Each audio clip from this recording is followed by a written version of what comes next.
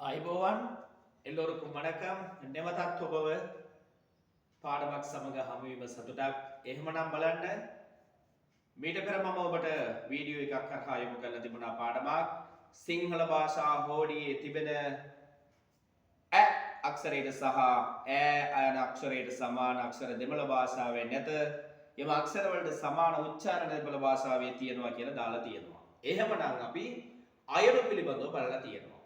සිංහල හෝඩියේ තිබෙන ඈ යන අක්ෂරයට සමාන අක්ෂර දෙමළෙන් නැතිනම් මෙන්න මේ ආ කියන අක්ෂරය තුල මේ ශබ්දය රැඳිලා තියෙනවා. සැඟවිච්චි ශබ්දේ මේකයි.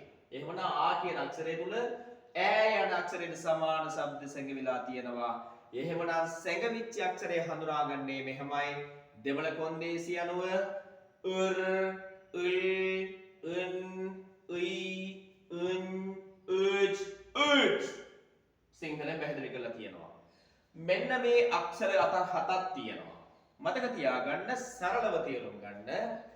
යම්කිසි වචනයක මෙන්න මේ අක්ෂර හතින් කුමන හෝ අක්ෂරයක් සඳහන් වෙයි තිබෙන විට සඳහන් වෙලා තියෙනවා නම් එම අක්ෂරයට මුලින් යෙදී තිබෙන අක්ෂරය ළඟින් මේ අක්ෂරයට මුලට යෙදලා තිබෙන අක්ෂරය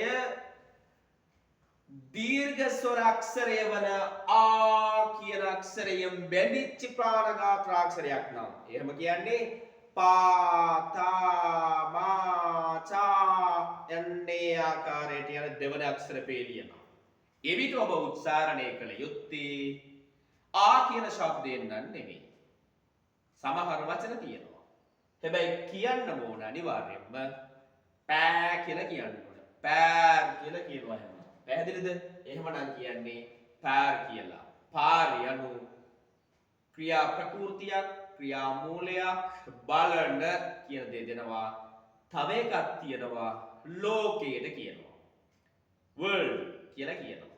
එහෙමනම් මෙන්න මේ ආකාරයට රසවත් ආකාරයට ව්‍යාකරණානුකූල දෙමළ ඉගෙන ගන්නට අවශ්‍ය නම් ඔබට අනිවාර්යයෙන්ම මාගේ channel එක subscribe කරලා like කරලා ඔබේ යාළුවන්ටත් යොමු කරන්න. අනිවාර්යයෙන්ම ඔබට මේ මම යොමු කර දාන වීඩියෝ සියල්ල ලැබෙනවා.